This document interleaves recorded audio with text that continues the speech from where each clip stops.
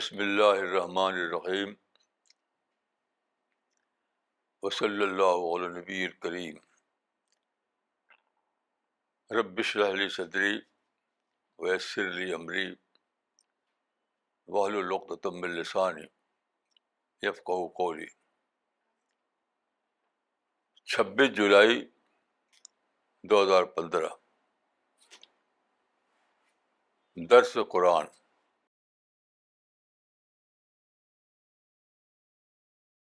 یہ آیت ہے ختم اللہ علی قلوبہم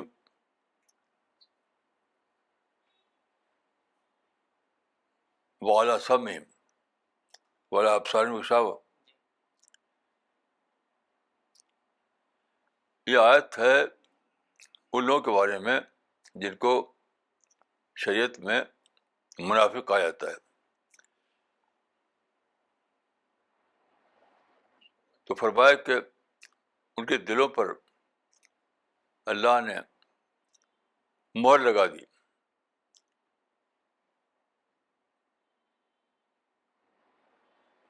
اور ان کے کان سننے سے محروم ہو گئے، اور ان کی آنکھوں پر پردہ پڑ گیا۔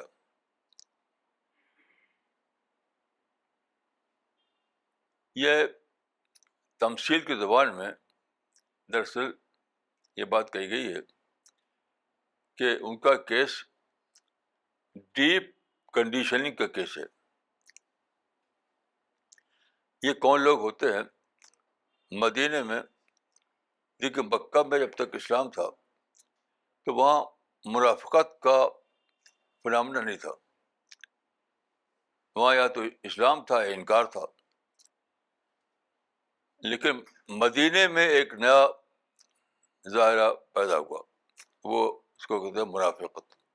یعنی وہاں پر چونکہ ماس کنورژن ہو رہا تھا تو بہت سے لوگ اسلام میں داخل ہو گئے، یعنی سوشل کمپلشن کے تحت۔ تو لیکن ان کی زیادہ تربیت اسے نہیں ہوئی تھی جیسے مکہ میں ہوئی تھی لوگوں کی، ان کا ایمان زیادہ پختہ نہیں ہوا تھا۔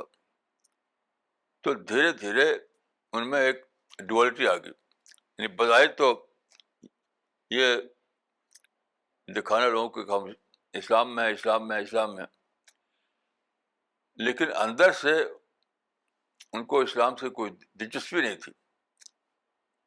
تو طرح طرح کے فتنے پر پیدا کرتے تھے، سوچے پیدا کرتے تھے تاکہ اپنے کو جسٹیفائی کر دیں۔ یعنی جو منافقت کوئی انوکھی چیز کا نام نہیں ہے، وہ ہر سماج میں ہوتا ہے، آج بھی ہے۔ یعنی جو لوگ کے اخلاص کے ساتھ اسلام پر قائم نہ ہوں، بلکہ سوشل کمپشن یا مٹیریل انٹرسٹ جیسے اسباب سے وہ مسلم سوسائٹی میں شامل ہوں، اور ان کا ایمان کمزور ہو چکا ہو۔ یہ خاص طور پر یہ بعد کے زمانے میں تو بہت ہوتا ہے، جب ڈی جنریشن ہو چکا ہوتا ہے، تو یہ ان کا ظاہرہ ہے۔ تو یہ جو فرمایا کہ ان کا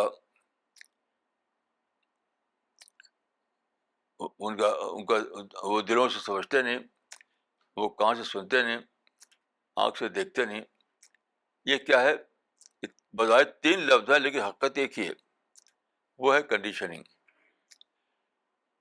کنڈیشننگ کیا ہے؟ جب آدمی ایک راستہ اختیار کرے اور اس پر وہ محاسبہ نہ کرے، انٹراسپیکشن نہ کرے، تو دھیرے دھیرے وہ پختہ ہو جاتا ہے۔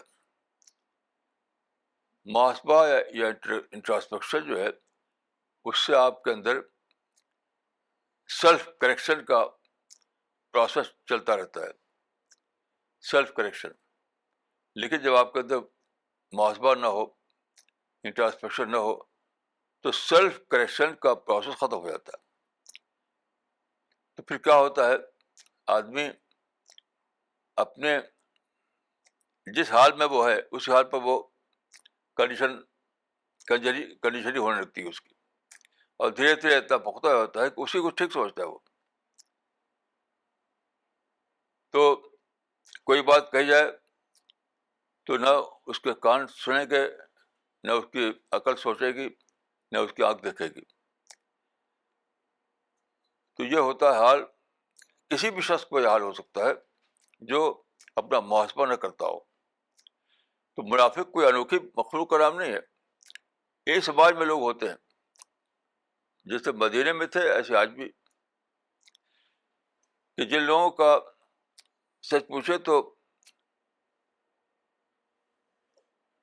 منافقت کا مطلب یہ ہے کہ آدمی بظاہر اسلام کو مانتا ہو, لیکن اس کے اندر انٹراسپیکشن کا عمل جاری نہ ہو, محاسبہ کا عمل جاری نہ ہو. کیونکہ روزانہ ضرورت ہوتی ہے کہ روزانہ آدمی سوچے, روزانہ ہر دن آدمی کو شیطان حملہ کرتا ہے, پیغمبر بھی حملہ کرتا ہے. کوئی آدمی اس سے ایگزیپٹڈ نہیں ہے. تو ضروری ہے کہ آدمی الرٹ رہے, وہ اپنا انٹراسپیکشن کرتا رہے. تو ایک سیلف کریکشن کا پروسیس جاری رہتا ہے, تو آدمی کی کنڈیشننگ رکی رہتی ہے. لیکن جب آدمی کے اندر سیلف کریکشن کا پروسیس جاری نہ ہو تو وہی دھیرے دھیرے نفاق بن جاتا ہے. تو نفاق جب آ جاتا ہے تو لوگ بظاہر تو مسجدوں میں نماز پڑھیں گے, بظاہر روزے بھی رکھیں گے, لیکن دل میں اخلاص نہیں ہوگا, دل میں اللہ کا خوف نہیں ہوگا, دل میں آخرت کی پکڑ نہیں ہوگی. تو پھر کچھ ان کی سمجھ میں نہیں آئے گا اپنے انٹرسٹ کے سوا. یہ مطلب ہے اس کا. وَلَهُمْ عَذَابٌ عَظِيمٌ, وَلَهُمْ عَذَابٌ عَظِيمٌ, ان کے ہے بڑا عذاب. یعنی بظاہر اگرچہ مسلمان ہیں, کیونکہ مدینے میں دیکھیے اس کا کوئی سوال نہیں تھا کوئی مسجد میں نہ جائے. ہر مسلمان وہاں چاہے بظاہر مخلص نہ ہو, وہ منافق ہو, تب بھی لازماً وہ مسجد جاتا تھا. اس کو معنی کہ وہ لوگ جو بظاہر پانچ وقت مسجد جاتے تھے, بظاہر روزہ رکھتے تھے, بظاہر اسلام کے سارے عمل کرتے تھے, پھر بھی کہا کہ ان کا عذاب عظیم ہے. کیوں؟ اندر سے ان کے اندر اخلاص نہیں تھا, اندر سے ان کا اخلاص نہیں تھا. اوپر ہی انہوں نے اپنے کو مسلمان بنا رکھا تھا, لیکن سوشل کمپشن کی وجہ سے اپنے کو مسلمان ظاہر کرتے تھے وہ, لیکن اندر سے ان کے دلوں میں اسلام راسخ نہیں تھا.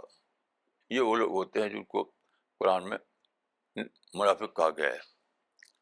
وَمِنَ النَّاسِ مَن يَقُولُ آمَنَّا بِاللَّهِ, اور لوگوں میں ایسا ہے انسان جو کہتا ہے کہ میں ایمان لایا اللہ پر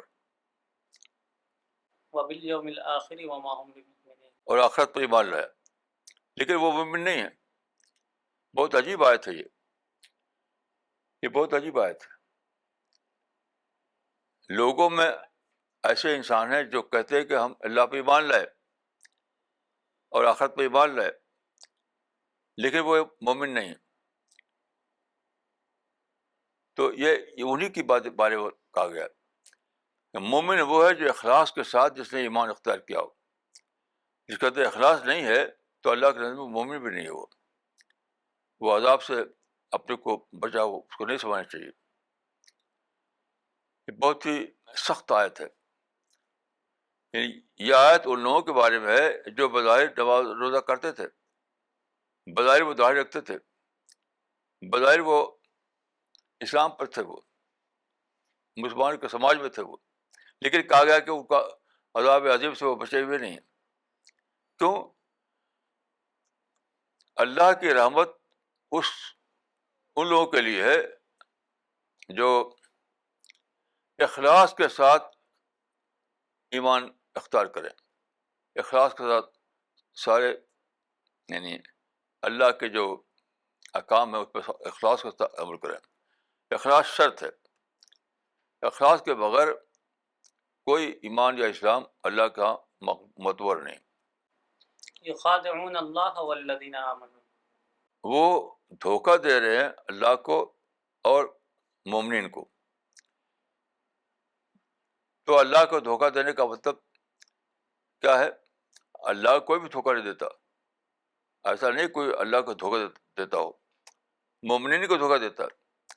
یہ اس کو زیادہ شناعت ظاہر کرنے کے لیے اللہ کے لفظ بھی اس میں آ گیا. حقیقت میں وہ مسلمانوں کو دھوکہ دے رہے تھے. اللہ کو کیسے دھوکہ دیں گے؟ تو کیا سماج میں اپنا وقار باقی رکھنے کے لیے، سماج میں اپنے آپ کو معزز بنائے رکھنے کے لیے، سماج میں اپنے کو اچھا مسلمان بنائے رکھنے کے لیے وہ بظاہر طریقے یعنی تدبیریں کرتے تھے. لیکن اللہ کو پتہ ہے، فرشتوں کو پتہ ہے. تو یہاں پر جو بات کہی گئی ہے وہ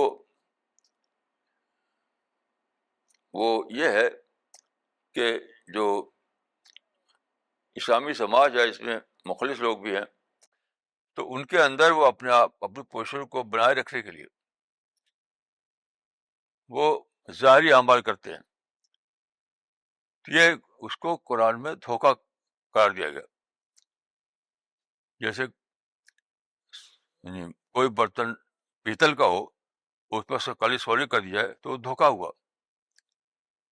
کہ جو آدمی پیتل کا برتن پر سونے کالی کر کے بیچے تو وہ دھوکہ دے رہا ہے لوگوں کو. تو ایسے یہ لوگ جو اندر سے اخلاص نہیں ہے لیکن سوسائٹی میں اپنا وقار بنائے رکھنے کے لیے وہ ظاہری احکام پر عمل کرتے ہیں تو وہ دھوکہ دے رہے ہیں کہ اندر سے تو پیتل ہے، باہر سے سونے کی پالش ہے. لیکن اللہ کو پتہ ہے ان کا اس قسم کا دھوکہ چلنے والا نہیں ہے. وما یخدعون الا انفسهم وما یشعرون، وہ دھوکہ دیتے اپنے آپ کو اگرچہ اس کو سمجھتے نہیں. یہ اپنے آپ کو دھوکہ دے رہے ہیں، کسی اور کو دھوکہ نہیں دے رہے ہیں. اس پر غور کرتے ہوئے میری سمجھ میں ایک بات آتی ہے کہ جو آدمی نفاق کی حالت میں ہو اس کو اپنے نفاق کا شعور نہیں ہوتا.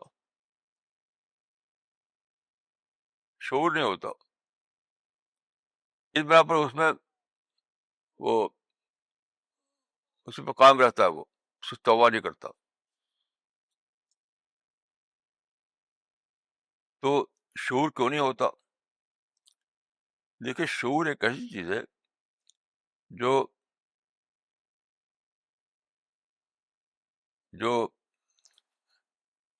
یعنی قصدن آپ اس پر سوچیں، قصدن اپنے آپ کو چیک کریں، قصدن آپ کی اپنی غلطیوں کو دریافت کرنے کی کوشش کریں، تب آپ جانیں گے اپنے آپ کو.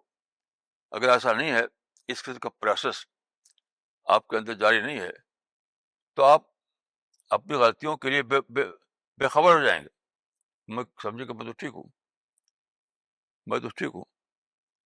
مثلا آپ ڈریس میں اور آئیڈینٹی میں اپنے کو خوب ٹھیک ٹھاک بنائے ہوئے ہوں اور لوگ آپ سمجھتے ہیں کہ بڑے اچھے لوگ ہیں، تو اس سے آدمی جو ہے ایک طرح کی بے شعوری مبتلا ہو جاتا ہے.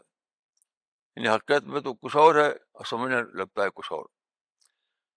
تو اس پر سوچتے ہوئے میں نے یہ سمجھ میں بات آئی کہ یہ جس کو میں کہتا ہوں، جس کو کہا گیا دین میں محاسبہ، اور جس کو ہم کہہ سکتے ہیں سیلف چیکنگ یا انٹراسپیکشن، یہ بہت ہی ضروری ہے.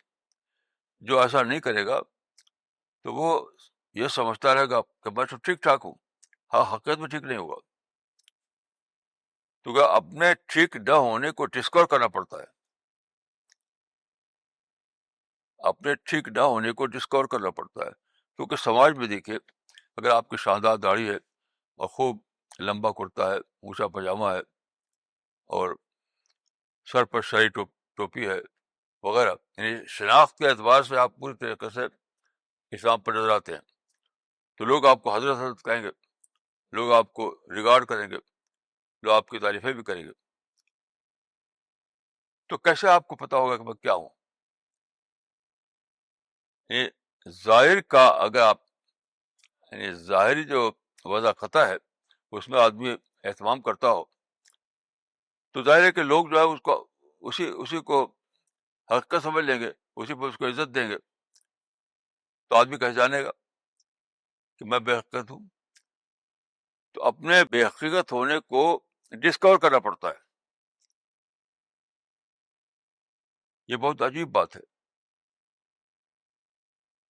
یہ ڈسکور کرنا پڑتا ہے، دریافت کرنا پڑتا ہے کہ میں اگرچہ ظاہری اعتبار سے وضع خطا کے اعتبار سے یعنی بہت ہی اچھا مسلمان ہوں، لیکن حقیقت اعتبار سے میں نہیں ہوں. یہ آدمی کو خود اپنی سوچ، خود اپنے اندر اینٹی سیلف تھنکنگ پیدا کر کے جاننا پڑے گا، ورنہ وہ بے خبر رہے گا. یہ بہت ہی عجیب بات ہے. دوسرے لوگ آپ کو نہیں بتائیں گے، کیونکہ دوسروں کے سامنے تو آپ کو اپنی اچھی وضع خطا بنائے رہیں گے، اچھی باتیں کریں گے، قال اللہ قال رسول کریں گے. تو دوسرا کسے بتائے گا آپ کو؟ یہ تو آپ کو خود اپنے آپ کو دریافت کرنا پڑے گا کہ میں کیا ہوں، میں کیا ہوں. یہ بہت زیادہ ضروری ہے کہ آدمی اپنے بارے میں سوچتا رہے. جس کو کہتے ہیں محاسبہ کرتا رہے اپنا، ورنہ جس کو کہتے ہیں اردو میں برخود غلط ہو جائے گا انسان. کچھ ہوگا نہیں اور سمجھے کہ میں سب کچھ ہوں. تو بہت زیادہ یہ رسکی پوزیشن ہے ایسے آدمی کی جو اینٹی سیلف تھنکنگ نہ کرے. فی قلوبہم مرض فزادہم اللہ مرضا. ان کے دلوں میں بیماری ہے تو اللہ نے ان کی بیماری کو بڑھا دیا. یہاں قلب ہماری عقل ہے، دماغ، یعنی ان کے ذہن میں ایک بیماری ہے تو اللہ نے اس بیماری کو بڑھا دیا. تو بیماری کیا ہے؟ وہ بیماری یہی نفاق ہے. ظاہر داری جو کہہ سکتے ہیں آپ. نفاق کو آج کل کے زبان میں سمجھتا ہوں کہا جائے گا ظاہر داری،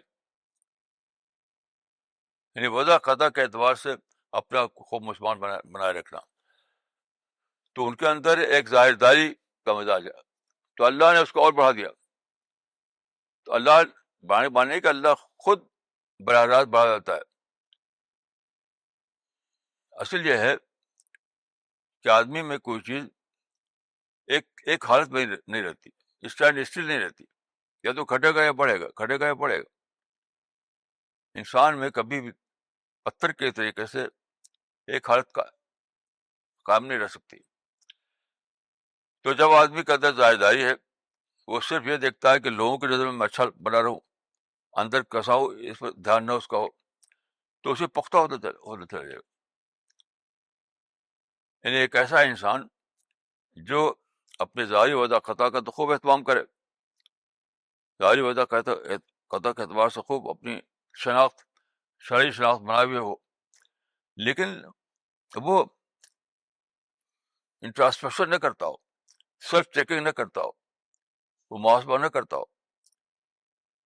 تو کیا ہوگا؟ دھیرے دھیرے اس کے اس دوری میں اضافہ ہوتا رہے گا. یعنی سچے اسلام سے جو دوری اس کی ہے وہ بڑھتی رہے گی. یہ ہے لا آف کنڈیشننگ کا معاملہ. کنڈیشننگ کبھی ایک حالت میں رکتی نہیں ہے. کنڈیشن اگر ٹوٹے گی یا بڑھے گی. کنڈیشننگ جو ہے اس کا نفسیاتی قانون یہ ہے کہ کنڈیشن یا تو ٹوٹے گی، اگر آپ نے توڑا، نہیں توڑا تو بڑھے گی وہ، تو آپ پختہ ہوتے چلیں گے. جیسے مثال کے طور پر کوئی غلط عادت کسی کو ہو تو غلط عادت پر وہ اگر قائم رہے تو ایڈکشن ہو جاتا ہے. یعنی پہلے عادت ہوتی ہے پھر ایڈکشن ہو جاتا ہے. ایسے ہر صفت کا معاملہ ہے. تو آدمی اگر اپنے بارے میں انڈیسرو تھنکنگ کو میں کہتا ہوں وہ نہ کرے، اپنے سیلف چیکنگ نہ کرے،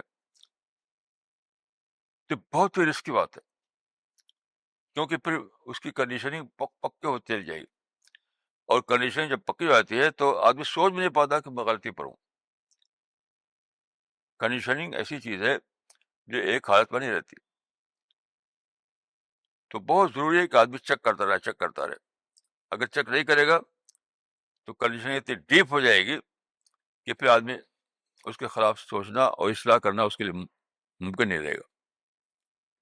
وَلَهُمْ عَذَابٌ أَلِيمٌ بِمَا كَانُوا يَكْذِبُونَ، ان کے لیے عذاب عظیم ہے اس بات پر کہ وہ جھوٹ بولتے رہے۔ یہ بہت ہی عجیب آیت ہے، یعنی ان کے کیس کو جھوٹ کا کیس بتایا، بہت انوکھی بات ہے، ان کے کیس کو جھوٹ کا کیس بتایا۔ ان پر سخت عذاب ہے اس لیے کہ وہ جھوٹ بولتے تھے۔ جھوٹ بولنے کا معنی یہ نہیں کہ they were telling a lie، نہیں، اپنے کو جو تھے نہیں وہ ظاہر کرتے تھے، یعنی وضع قطع کے اعتبار سے اپنے کو مسلم ظاہر کرتے تھے، اور اخلاص کے اعتبار سے وہ خالی تھے۔ ایسے انسان ہر سماج میں ہوتے، یعنی کہ صرف مدینے میں تھے، یعنی مدینے میں ایسے لوگ تھے، بلا شبہ انہیں کا ذکر ہے یہاں پر، لیکن ہمیشہ ایسے لوگ رہیں گے، یہ کوئی وقتی فنامنا نہیں ہے۔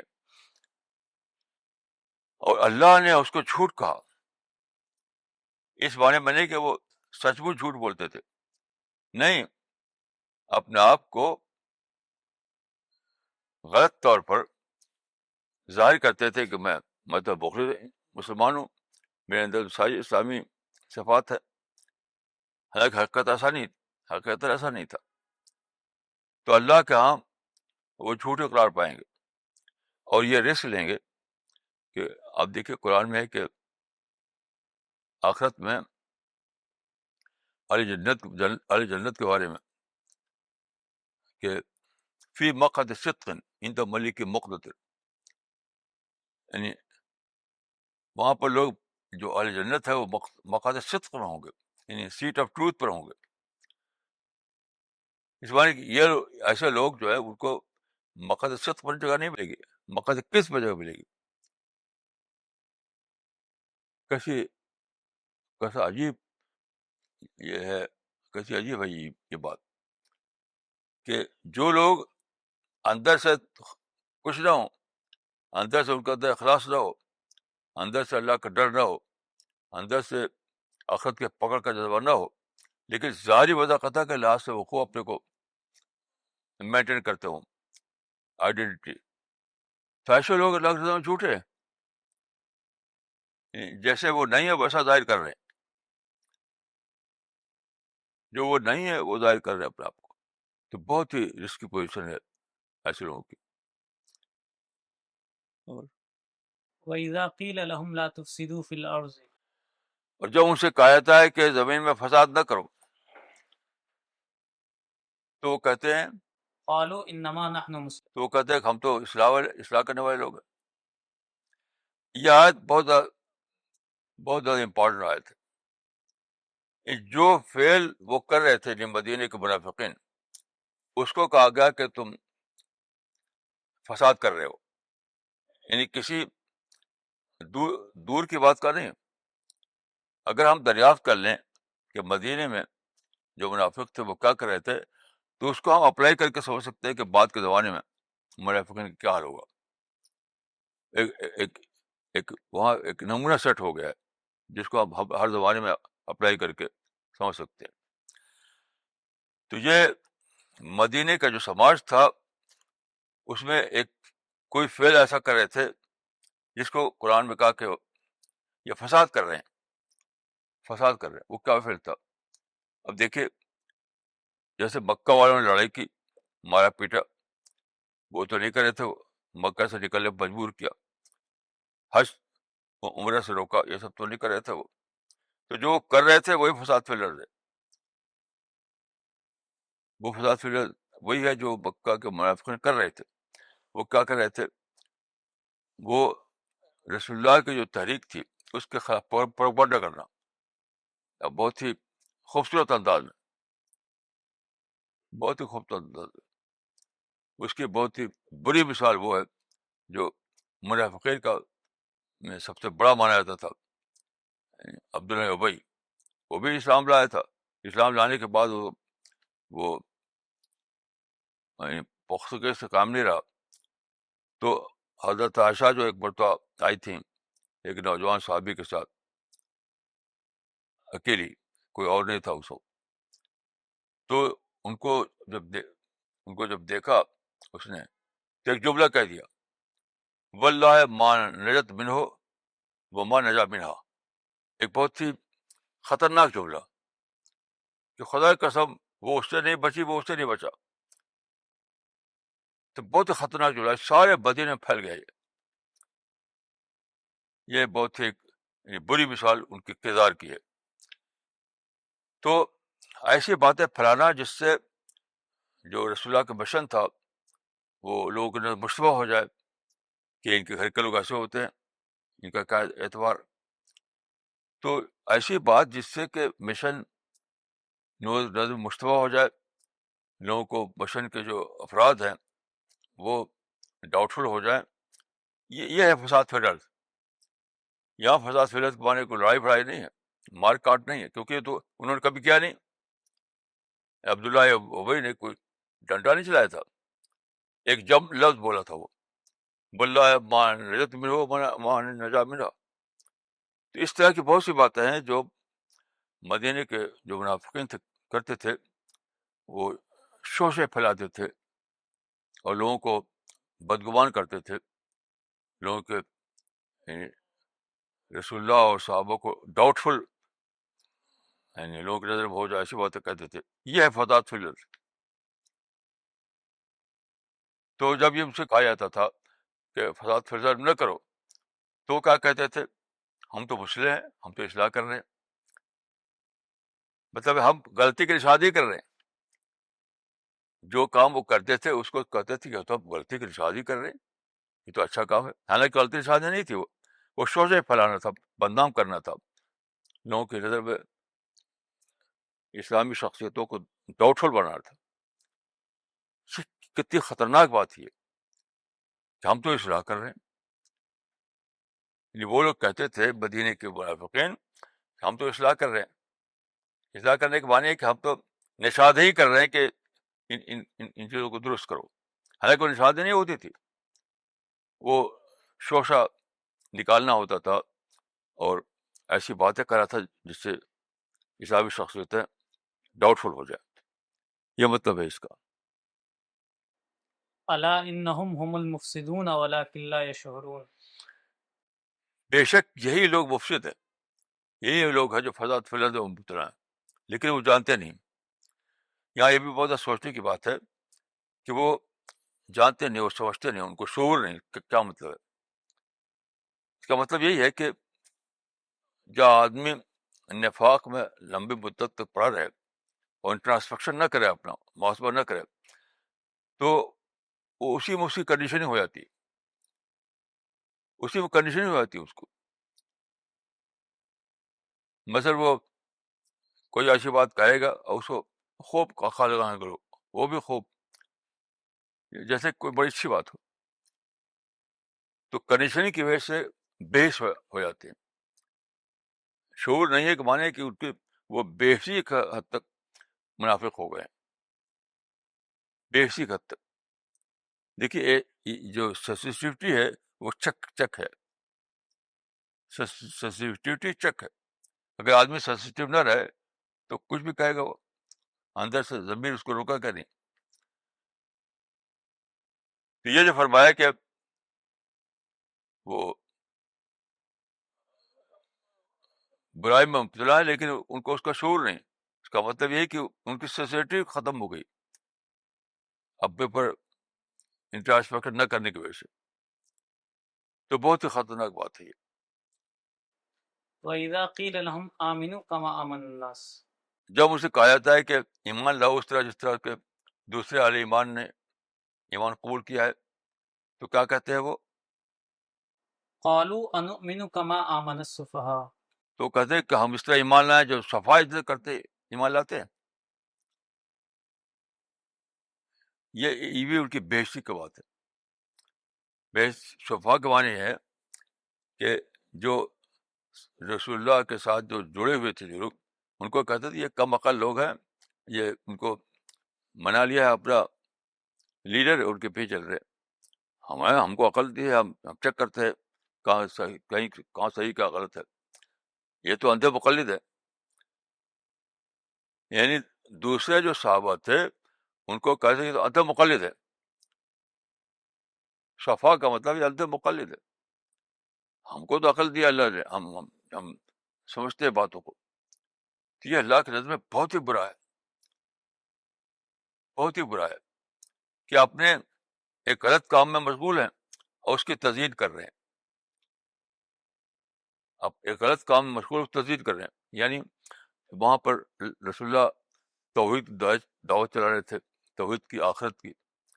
اس پہ شوشے نکالتے تھے وہ، اور لوگوں کو بدزن کرتے تھے، اور سوچتے تھے کہ ہم صحیح کریں، ہم اصلاح کر رہے ہیں. حالانکہ اصلاح نہیں تھی، وہ تو ایک شیطانی عمل تھا. تو یہ کردار، یہ نہ سمجھے مدینے کا کردار ہے.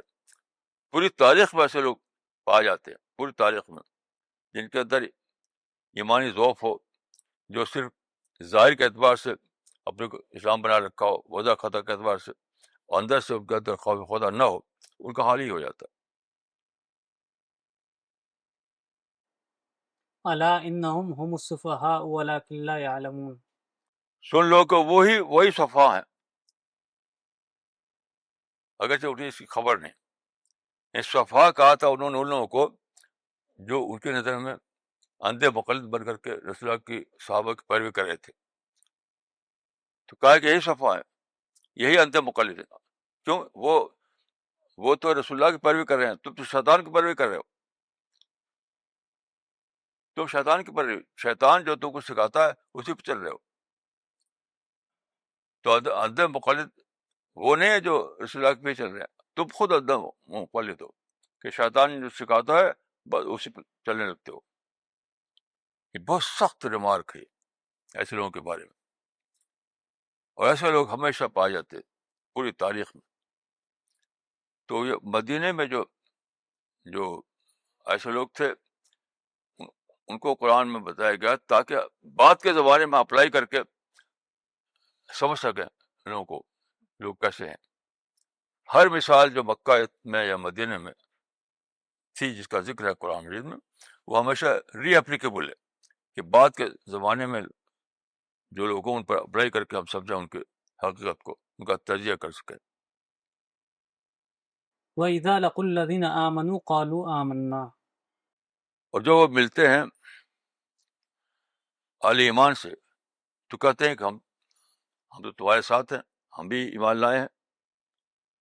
وَإِذَا خَلَوْا إِلَى شَيَاطِينِهِمْ قَالُوا إِنَّا مَعَكُمْ إِنَّمَا نَحْنُ مُسْتَهْزِئُونَ. اور جب اپنے شیاطین سے وہ ملتے ہیں تنہائی میں تو وہ کہتے ہیں کہ ہم تو تمہارے ساتھ ہیں. یعنی ایک طرف مسلمانوں سے ملے ہوئے ہیں اور دوسری طرف ان سے ملے ہوئے ہیں جو ان کے مینٹر ہیں. یہ بہت عجیب و غریب بات. یہ منافق انسان کا کردار ہمیشہ سے رہا اور ہمیشہ رہے گا کہ تو سوسائٹی میں اپنے آپ کو باعزت بنائے رکھنے کے لیے وہ لوگوں سے بھی ملتے ہیں جن کا اعتبار ہے سوسائٹی میں، وہاں بھی اچھا بنے رہتے ہو. اور دوسری طرف دوسرے لوگ جو تقریبی ذہن کے ہیں، جو چاہتے ہیں کہ سچائی پر لوگ نہ چلیں، سچائی سے دور ہو جائیں، تو ان سے بھی ملے ہوئے، ان سے بھی کہتے ہیں کہ ہم تمہارے ساتھ ہیں. تو اس کو کہتے ہیں ڈبل کریکٹر، دوہرا معیار. ہمیشہ ایسے لوگوں کا طریقہ یہ کہ وہ دوہرا معیار پر قائم رہتے ہیں، اور ادھر بھی اچھا بنے رہتے ہیں، ادھر بھی اچھا بنے رہتے ہیں. إِنَّمَا نَحْنُ مُسْتَهْزِئُونَ. ہم تو استہزاء کر رہے تھے. مطلب جو تخریب کار لوگ ہیں جب ان سے ملتے ہیں تو وہ پوچھتے کہ تم تو گئے تھے فلاں سے ملنے کے لیے, وہاں تم نے بڑی اچھی بات ہے کہ کیا ہم تو اسے استہزاء کر رہے تھے یہ بیوقوف لوگوں کو. اس جو سچے اہل ایمان ہے ان سے جو کچھ کہتے ہیں اس کو استہزاء بنا دیتے ہیں. یہ بہت ہی رسکی کریکٹر ہے جو ہر زبان میں پایا جائے گا, کوئی زبان اس سے خالی نہیں ہو سکتا. اللہ یستہزئ بہم ویمدہم فی طغیانہم یعمہون. اللہ ان سے استہزاء کرتا ہے اور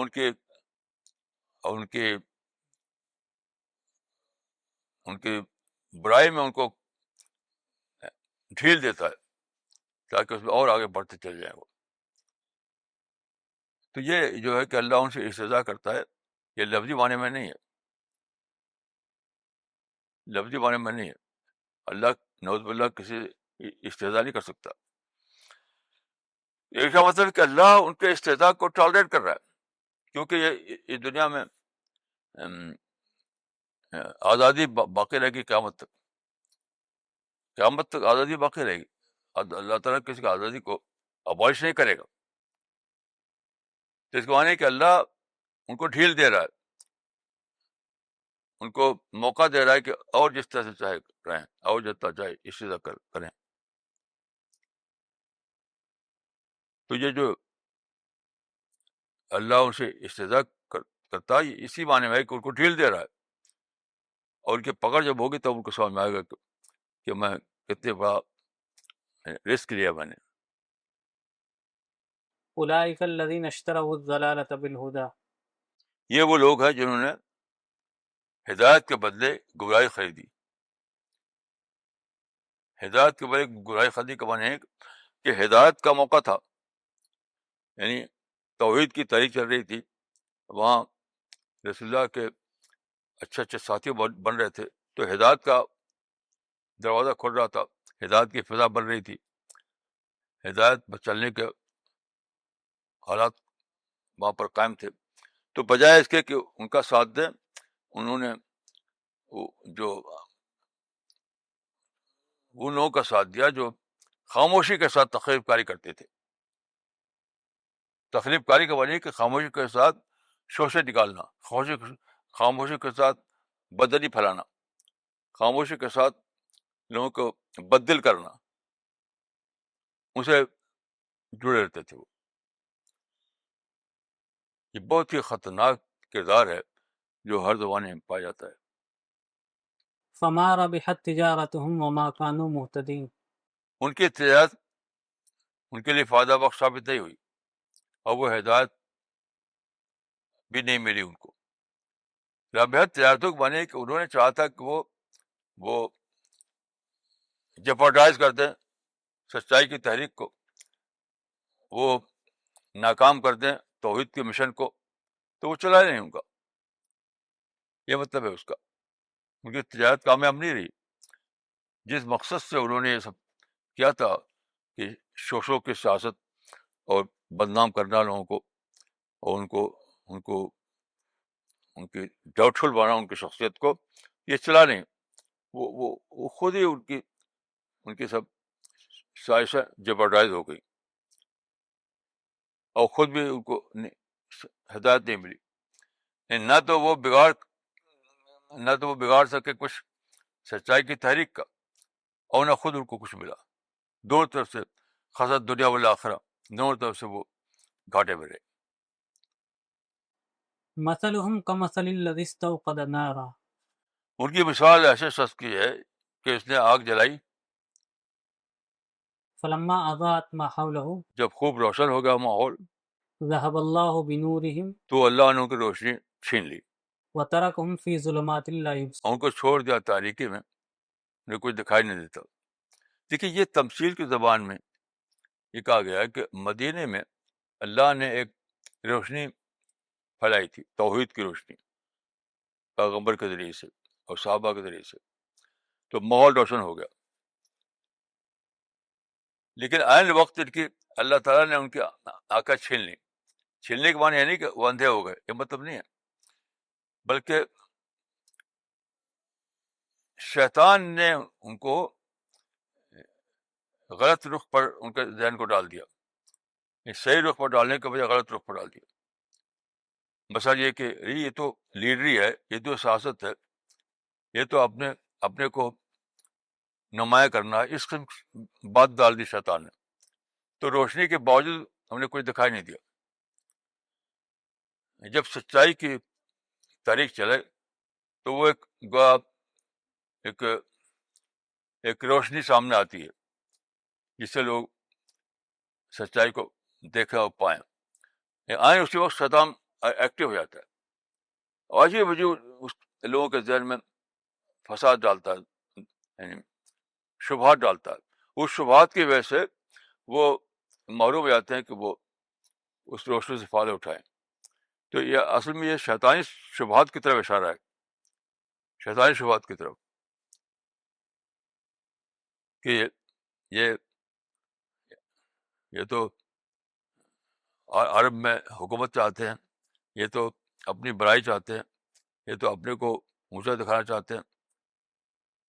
مختلف قسم کی چیزیں شوشے نکال کر کے لوگوں کے ذہن کو مسموم کر دیتے ہیں۔ تو پھر روشنی اگرچہ موجود ہوتی ہے لیکن کچھ دکھائی دیتا، کچھ دکھائی نہیں دیتا ان کو۔ یعنی شوشوں کے اس میں شوشوں کی جس کو ہوتے ہیں شوشوں کی سیاست، شوشوں کی سیاست کی نشاندہی کی گئی ہے کہ ہمیشہ ایسے موقع پر لوگ شوشے نکال کر لوگ بتکاتے ہیں اور پھر خود بھی معروف رہتے ہیں، دوسروں کی معروف کرتے ہیں۔ صم بکم عمی فہم لا یرجعون، وہ بہرے ہیں، گونگے ہیں، وہ اندھے ہیں، وہ لوٹنے والے نہیں۔ یہ جو الفاظ ہیں یہ ڈیپ کنڈیشننگ کو بتاتے ہیں، یعنی حقیقتاً نہ کوئی بہرا ہوتا، نہ گونگا ہوتا، نہ اندھا ہوتا، ان کے کان ویسے ہوتے ہیں، ان کی آنکھ ویسی ہوتی ہے، سب کچھ ٹھیک رہتا ہے، لیکن سچائی کو سمجھنے کے لیے وہ قابل نہیں رہتے وہ، اور دھیرے دھیرے دھیرے دھیرے وہ غلط راستے پر چل پڑتے ہیں۔ تو یہ ہوتا ہے کنڈیشننگ کی وجہ سے۔ جہاں تک میں سمجھتا ہوں کہ جو کنڈیشننگ جو ہے اس کے دو درجے ہوتے ہیں۔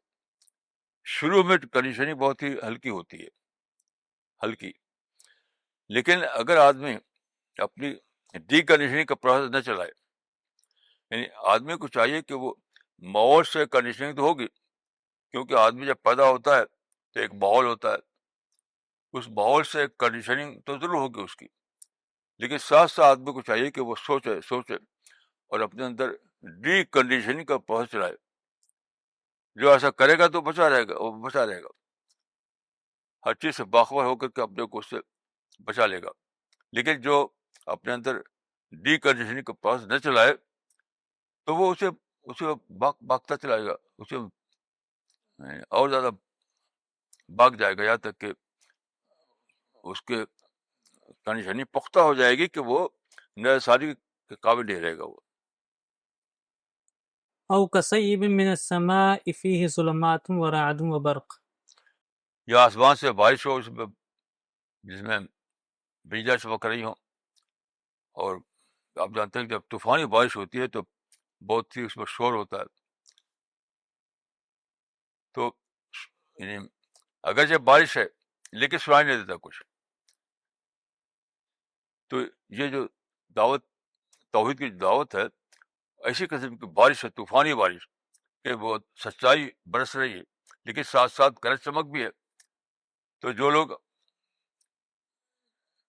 اپنی عقل کو زندہ نہ رکھیں وہ اس میں ان کو کچھ ملتا نہیں۔ یجعلون اصابعهم فی آذانهم من الصواعق، وہ اپنے کان میں انگلی ڈال لیتے ہیں گرج چمک کی وجہ سے۔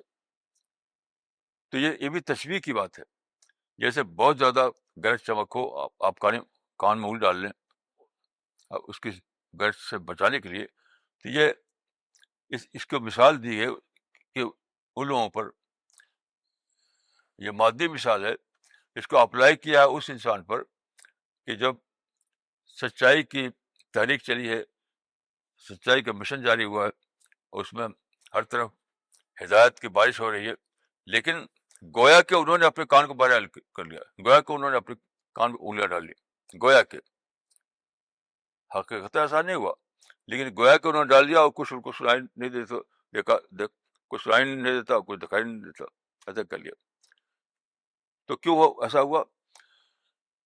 کہ انہوں نے اپنے دنیا کے انٹرسٹ کو زیادہ اہمیت دی، آخرت کے مقابلے میں دنیا کو زیادہ بڑا درجہ دے دیا، اس وجہ سے اس سے فائدہ اٹھانے سے معروف ہو گئے وہ۔ حذر الموت، موت کے ڈر سے، موت یہاں پہ مر جانے کے معنی میں نہیں ہے، مطلب یہ کہ سچائی کو اختیار کریں گے تو ہمارا نقصان ہوگا، سمجھتے ہیں کہ سچائی کو اختیار کریں تو بڑا نقصان ہو جائے گا، یعنی آخرت کے پہلو کو کم کرنا، دنیا کے پہلو کو بڑا درجہ دے دینا، یہ براد ہے اس سے۔ واللہ محیط بالکافرین، اللہ احاطہ کیے ہوئے کافروں کا، یعنی وہ کچھ بھی کرے لیکن اللہ کے پکڑ سے باہر نہیں جا سکتے، اللہ کے پکڑ سے باہر نہیں جا سکتے۔ اللہ احاطہ کیے ہوئے کافرین، یہاں کافر سے مراد یہ منافقین ہے، کافر کا لفظ یہاں منافقین کے بارے میں آیا ہے کہ وہ چاہے کچھ بھی، یعنی سچائی کا جو مشن ہے اس کے خلاف کچھ بھی کریں، لیکن وہ کامیاب نہیں ہوں گے، اللہ ان کی چیزوں کے احاطہ کیے ہوئی ہے، وہ اللہ کے پکڑ سے باہر نہیں جا سکتے۔ تو آج یہ کا درس جو تھا سورہ البقرہ کی آیت نمبر 7 سے آیت نمبر 19 تک تھا۔ اب یہ انشاءاللہ اسی طریقے سے ہر سنڈے کو جاری رہے گا سلسلے وار، اور اسی طریقے سے اب پورا قرآن ختم کیا جائے گا۔ اللہ تعالیٰ سے دعا ہے کہ ہمیں قرآن کی برکت میں حصہ دار بنائے، ہمارے دلوں کو کھول دے، ہمارے اندر قرآن کو سمجھنے کی صلاحیت آئے، اور قرآن سے وہ ہم رزق لے سکیں جو رزق قرآن میں رکھا گیا ہے۔ السلام علیکم ورحمۃ اللہ۔